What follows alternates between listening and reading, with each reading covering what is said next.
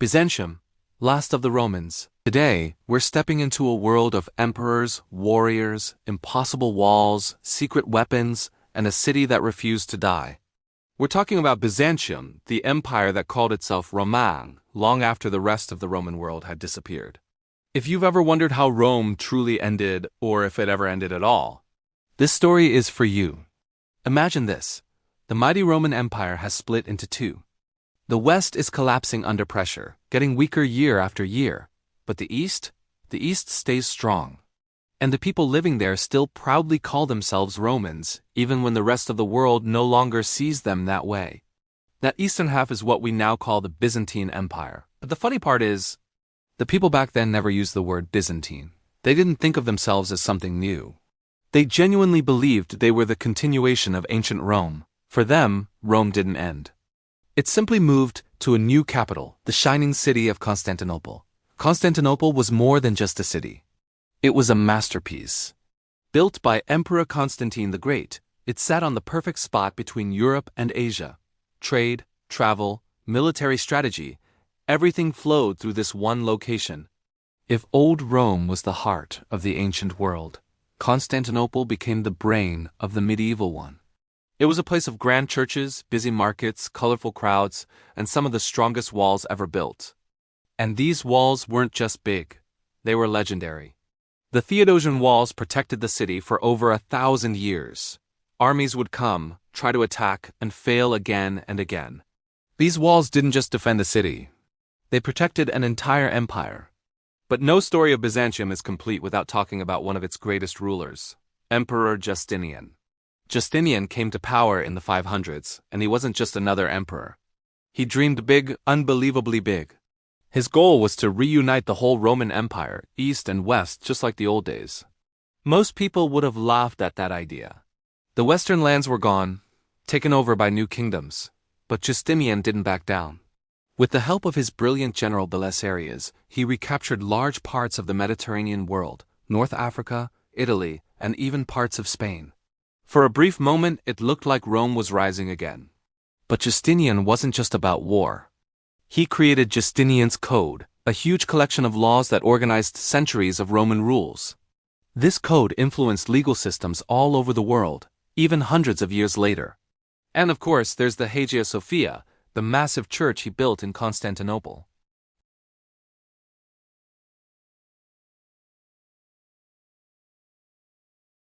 Even with all his accomplishments, Justinian faced massive challenges. Rebellions, disasters, and a deadly plague that wiped out a huge part of the population. Still, his rule left a mark that lasted for centuries. One of the empire's biggest strengths wasn't just its military, it was its diplomacy.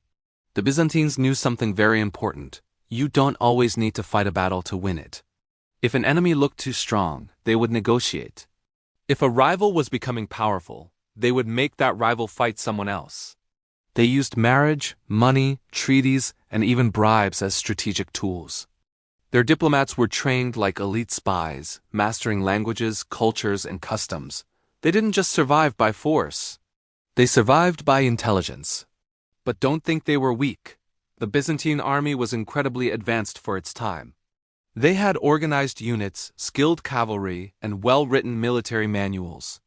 And then there was their secret weapon, Greek fire.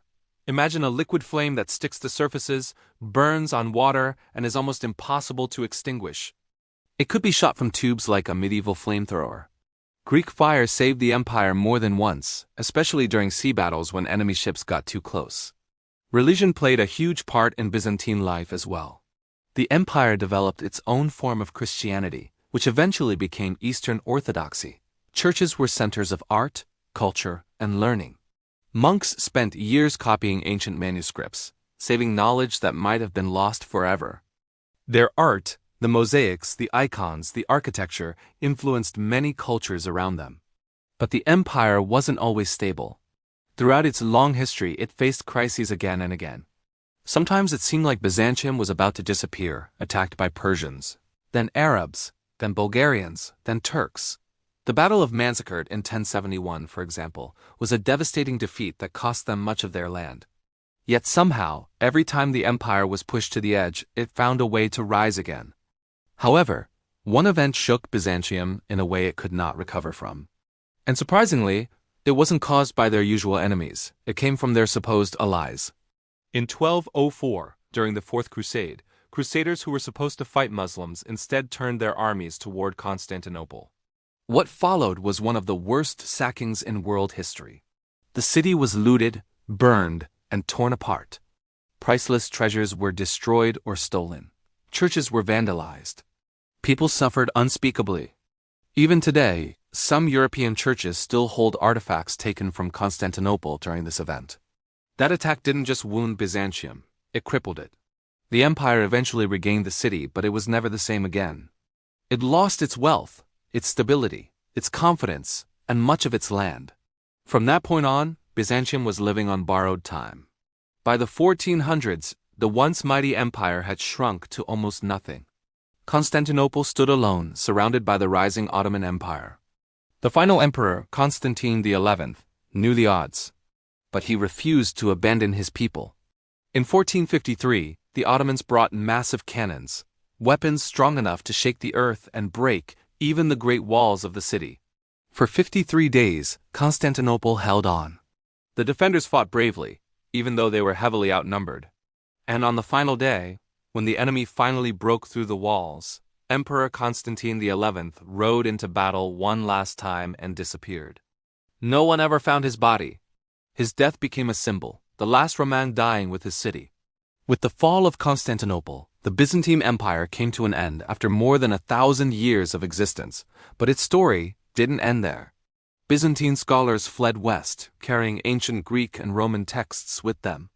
These texts helped spark the Renaissance, a rebirth of art, science, and knowledge in Europe. Their ideas spread far beyond their borders, influencing Russia, Greece, Eastern Europe, and eventually the entire world. Their art shaped architecture. Their laws shaped governments. Their preserved writings shaped science and philosophy. Their churches inspired new traditions. And their identity, as Romans, kept ancient history alive long after the West had forgotten it. So was Byzantium truly the last of the Romans? Absolutely. They kept Roman culture alive for a millennium. They protected ancient knowledge. They preserved traditions that might have vanished forever. And they stood as a bridge between the ancient and modern worlds. If you enjoyed this deep dive into history, make sure to hit that like button, subscribe for more content. And tell me in the comments, do you think Byzantium gets enough credit in world history? Thanks for watching, and I'll see you in the next video. If you want, I can now shorten or expand the script, make it more dramatic or more casual. Rewrite it in a storytelling, cinematic style, add humor, suspense, or emotion. Just tell me.